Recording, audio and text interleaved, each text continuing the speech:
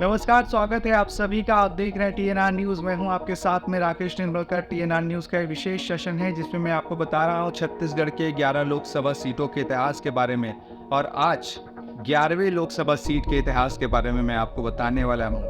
इससे पहले के वीडियो में 10 लोकसभा सीटों के इतिहास के बारे में बता चुका हूं। आप चाहे तो हमारे चैनल के प्लेलिस्ट में जाकर उसे भी देख सकते हैं। आज बात करेंगे कोरबा लोकसभा सीट के बारे में। ये 2008 में अस्तित्व में आया था परिसीमन के बाद, और पहली बार यहाँ पे 2009 में चुनाव हुआ था। इससे पहले ये जांजगीर चांपा लोकसभा सीट का हिस्सा हुआ करता था। विस्तृत क्षेत्र था, उसको काटा गया और कोरबा लोकसभा सीट एक अलग से बनाया गया और 2009 में यहाँ पर पहली बार चुनाव हुआ। कोरबा लोकसभा सीट 4 जिलों में फैला हुआ है, जिसमें कोरबा, गौरेला, पेंड्रा, मरवाही, कोरिया, मनेन्द्रगढ़, चिरमिरी, भरतपुर जिले शामिल हैं। और इन्हीं 4 जिलों के 8 विधानसभा की सीटें इस लोकसभा सीट में शामिल हैं, जिसमें रामपुर, कोरबा जिले का रामपुर, कोरबा, कटघोरा, पाली, तानाखार और मनेन्द्रगढ़, चिरमिरी, भरतपुर का मनेन्द्रगढ़ और भरतपुर, सोनहत जिला शामिल है। कोरिया जिले का बैकुंठपुर और गौरेला, पेंड्रा, मरवाही का मरवाही विधानसभा सीट इसमें आता है।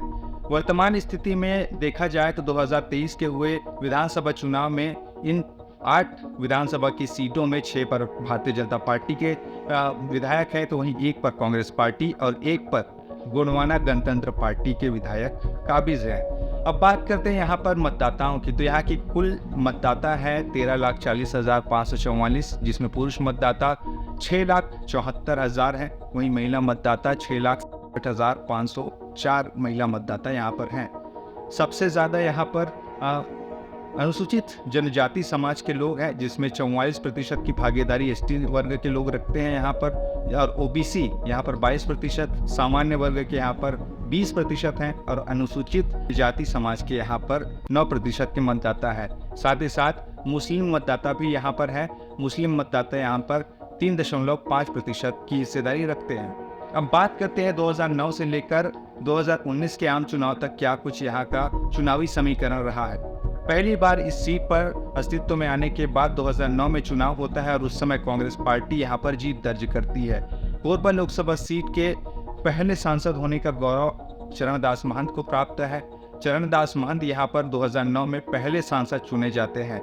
कांग्रेस पार्टी के चरणदास महंत भारतीय जनता पार्टी की करुणा शुक्ला को हरा देते हैं।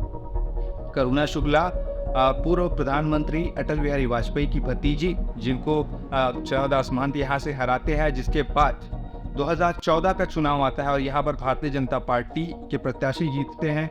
मोदी लहर के बीच में यहाँ पर फिर चुनाव होता है और 2014 में मोदी लहर में कांग्रेस पार्टी यहाँ पर गुम हो जाती है।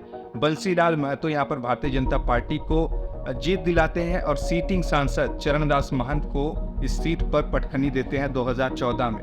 वहीं जब 2019 में यहाँ पर तीसरा आम चुनाव होता है तो कांग्रेस पार्टी कमबैक करती है। कांग्रेस पार्टी महंत परिवार के ही सदस्य को लेकर आते हैं। महंत परिवार से चरणदास महंत की धर्मपत्नी ज्योत्सना महंत यहाँ से चुनाव लड़ती हैं और ज्योति नंद दुबे को यहाँ पर हरा देती हैं। ज्योत्सना महंत 26,349 वोटों के अंतर से वो इस चुनाव को जीतती है 2019 के लोकसभा चुनाव को। इस सीट पर मुख्य मुकाबला भले ही कांग्रेस पार्टी और भारतीय जनता पार्टी के बीच में रहता है, लेकिन यहाँ पर कई स्थानीय पार्टियां हैं जो वोट कटवा साबित होती हैं। जैसे कि पिछले 2019 के चुनाव में यहाँ पर गोंडवाना गणतंत्र पार्टी के तुलेश्वर मरकाम ने यहाँ पर तीसरे स्थान पर रहे थे वो, और काफ़ी वोट काटा था। तुलेश्वर मरकाम वही तुलेश्वर मरकाम है जो कि अभी गोंडवाना गणतंत्र पार्टी के छत्तीसगढ़ में इकलौते हुए विधायक हैं। कोरबा जिले के पाली तानाखार विधानसभा सीट से वो पिछली बार चुनाव लड़े थे सांसद और तीसरे स्थान पर रहे थे 2019 में। भले यहाँ पर ज्योत्सना महंत जीती हैं और ज्योत्सना महंत को इस बार फिर से कांग्रेस पार्टी 2024 का चुनाव लड़ा रही है। यानी महंत परिवार पर कांग्रेस पार्टी को भरोसा है कि वो यहाँ से फिर से जीतेंगी, लेकिन भारतीय जनता पार्टी ने यहाँ पर बड़ा दांव चला है और पूर्व सांसद रही सरोज पांडे को यहाँ पर चुनावी मैदान में उतारा है। दुर्ग से कोरबा भेजा है सरोज पांडे को। सरोज पांडे पहले भी सांसद रह चुके हैं, दुर्ग की महापौर रही हैं 2000 में, 2005 में वो महापौर रही हैं। उसके बाद 2009 में वो लोकसभा चुनाव लड़ी। उससे पहले वो विधायक थी वैशाली नगर से और 2009 में वो दुर्ग लोकसभा सीट से चुनाव लड़ती हैं लोकसभा का। 2014 में भी चुनाव लड़ती हैं, लेकिन 2014 में तारंदर साव के आगे वो हार जाती हैं और 2024 में फिर से यहाँ पर भारतीय जनता पार्टी ने उनको लोकसभा लड़ने के लिए तैयार किया है। तो क्या यहाँ पर सरोज पांडे पटखनी दे पाती है ज्योत्सना महंत को? क्योंकि काफ़ी ज़्यादा रोचक ये सीट है। 2 बार कांग्रेस पार्टी और 1 बार भारतीय जनता पार्टी ने जीत दर्ज की है।